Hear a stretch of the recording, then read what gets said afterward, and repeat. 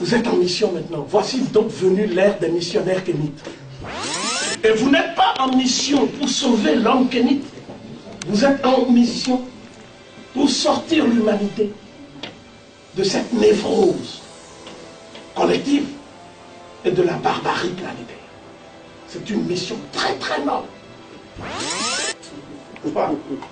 Donc, parce qu'ils ont même une classification, les pays pauvres très endettés. Bon, maintenant il faut ajouter maintenant les pays riches très endettés. On demande à l'Afrique du Sud, est-ce que vous n'avez pas un peu de sous pour stabiliser la zone euro? Bon, les Chinois ont dit, faites déjà un effort de rigueur et de gestion, et nous, on va vous donner quelque chose. Tu vois? Et les Japonais ont dit, non, on s'occupe d'abord de la centrale nucléaire. Mais ne vous rassurez-vous, nous sommes des alliés, on vous donnera quelque chose. Tu vois? Le Venezuela dit, nous, on ne donne rien.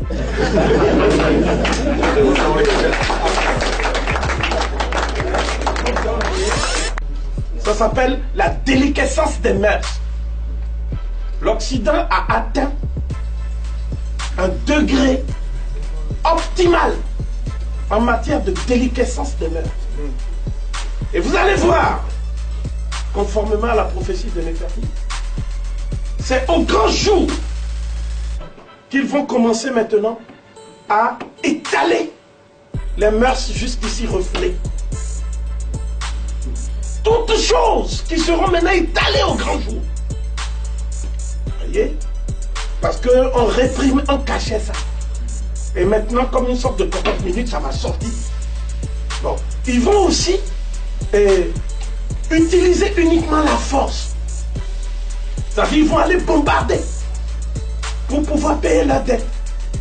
Et en disant que c'est pour la démocratie.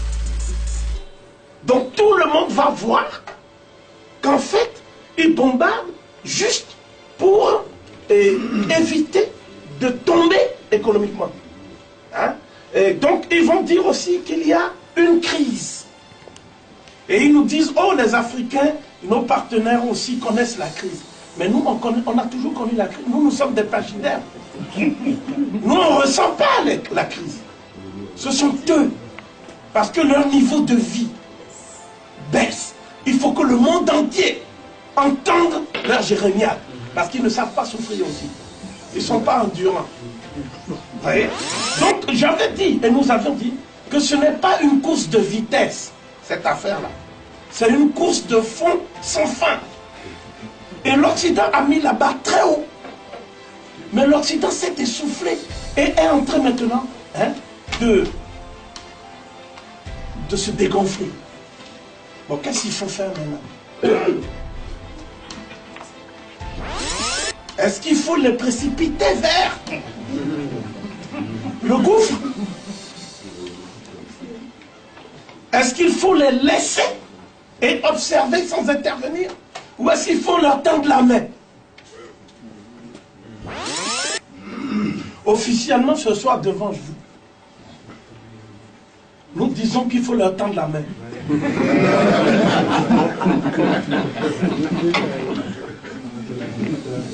Nous disons qu'il faut leur tendre la main parce que nous ne pouvons pas laisser de telles choses se faire. Alors, je vais être très clair, je vais être très bref aussi. Il y a un homme qui s'appelait Vorster. Vorster. C'est un des responsables de l'Afrique du Sud. Il avait dit quelque chose que les gens ont un peu occulté. Il a dit ceci, il a dit notre objectif principal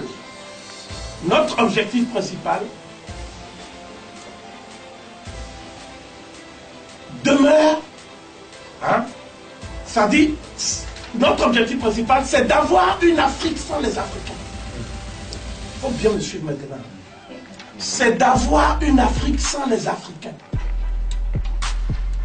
Et une Afrique sans les Africains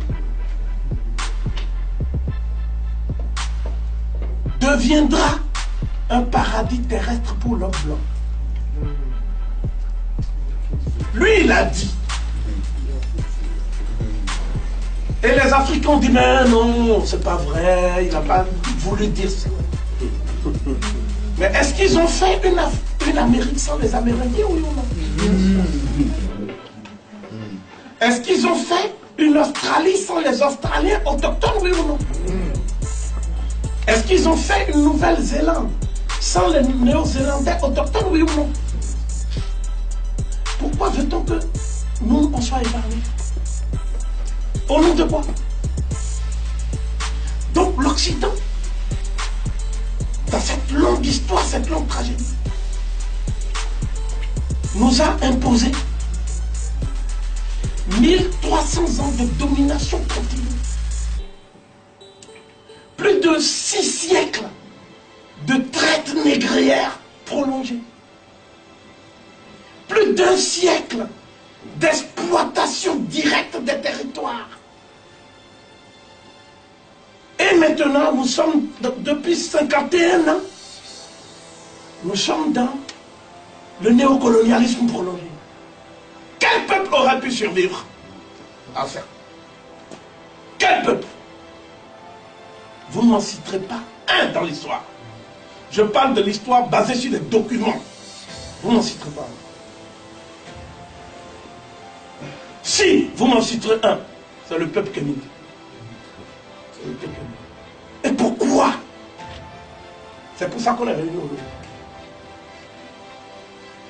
Toutes les officines sont focalisées pour mener le projet de Voster à bien. Toutes les officines. Qu'il me soit permis d'en citer quelques-unes.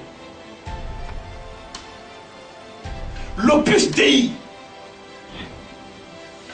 poursuit ce but depuis que son fondateur espagnol l'a créé. L'Opus Dei, c'est le cercle occulte de l'Église catholique, apostolique et romaine qui elle-même a justifié moralement et théologiquement la traite négrière.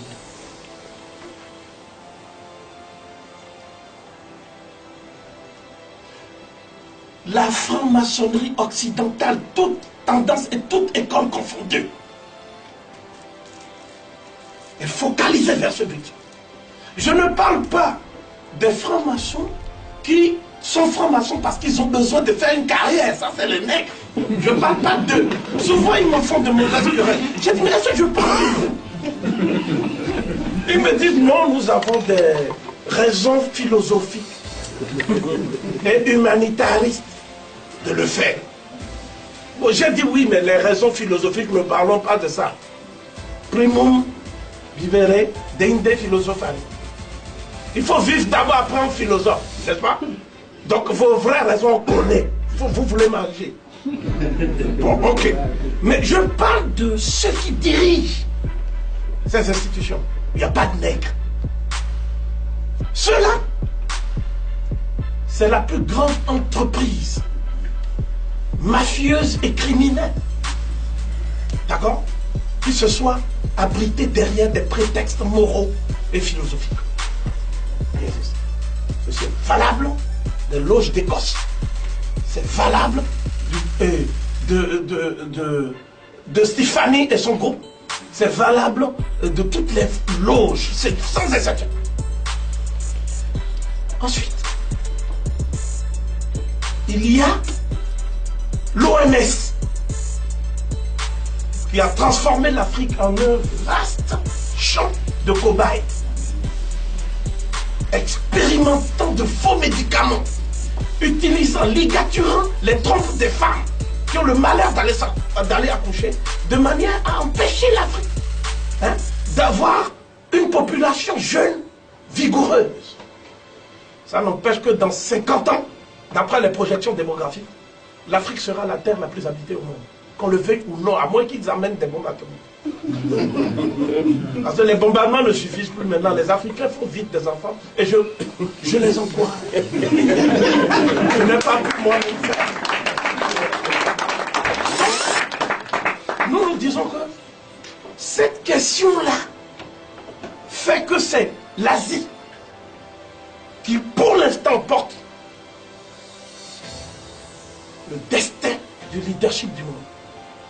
Mais dans moins d'un siècle, l'Asie devra passer le témoin à l'Afrique. C'est dans l'ordre des choses. C'est ce que la prophétie de Néferti a dicté. Nous y reviendrons. Mais ce ne sera pas à n'importe quelle Afrique. Ce sera à une Afrique réconciliée avec elle-même, avec son histoire, ses ancêtres et ses hétéros. Pourquoi? Qui ces officines traquent? Ces officines sont en train de traquer les confréries les plus puissantes. Voilà, les confréries les plus puissantes. La plus puissante de toutes les confréries d'Afrique, la confrérie d'Ogboni à Ile-Ife, dont on ne peut même pas localiser physiquement les membres. On dit c'est un territoire trop vaste, on n'arrive pas. Des fois même ils donnent de l'argent à des nègres pour aller localiser. Les nègres prennent l'argent et puis ils vont dire aux autres là-bas, on nous a dit, on dit donne l'argent et puis va taper. C'est la Ogboni. Et aussi au niveau de l'Afrique centrale, confrérie puissante qu'on cherche à détruire en RDC. La confrérie des hommes léopards, le Congo, bastion, cherche à détruire, mais ils vont échouer. Ils peuvent mettre Kanambé comme ils veulent. Kanambé ne représente rien. Le vrai pouvoir n'est pas là. Ça se situe sur une autre dimension que nous allons voir aujourd'hui. D'autre part, il y a les confréries là-bas en Afrique du Sud, chez les Zoulous. Il y a les confréries en Éthiopie, que vous allez voir en action là, tout à l'heure dans les danses rituelles là. Oh là là, très très puissant. En Éthiopie, chez les peuples Oromo. Donc voilà pourquoi toutes ces officines cherchent à détruire ça. Et en détruisant, tout en disant que ce sont des sorciers. Ils veulent récupérer en fait l'armature pour la guérison des Noirs. Parce que malgré les virus, les Noirs sont costauds encore. La preuve, vous avez vu où on est fait. Oh. Bon, ça veut dire quoi? Ça veut dire que ils ont échoué dans le projet de Vorster. Maintenant, qu'est-ce qu'ils veulent faire?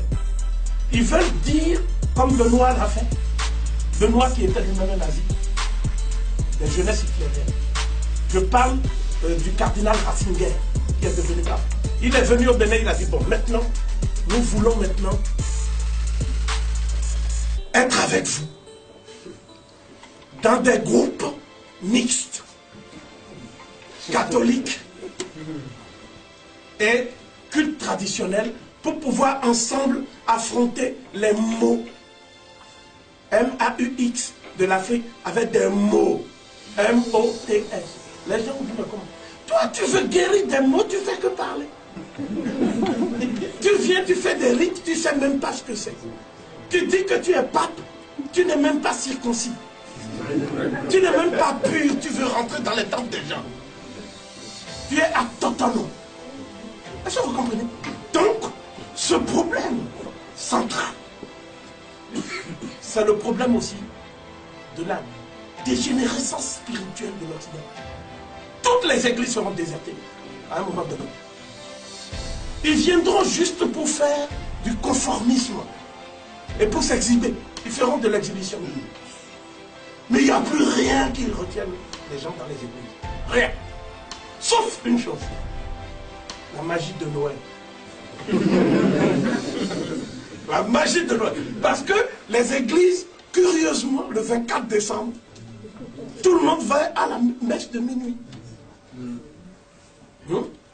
Les assassins. Et tout le monde jure. Attention, je vais vous dire sur quoi. Tout le monde jure sur la tête. Je ne vais même pas dire. De ne plus jamais faire de mal. Dès qu'il sort de là, j'ai dit dès, au moment même où il parle là, hein, le prochain coup là, il a ça en tête. Par anticipation. Ils sont donc devenus des menteurs incarnés. les mensonges faits d'hommes, hein, la mauvaise foi, hein, qu'ils ont érigé maintenant en art de la duperie. Donc ils disent maintenant Noël. Bon, puisqu'ils disent Noël, nous nous inclinons.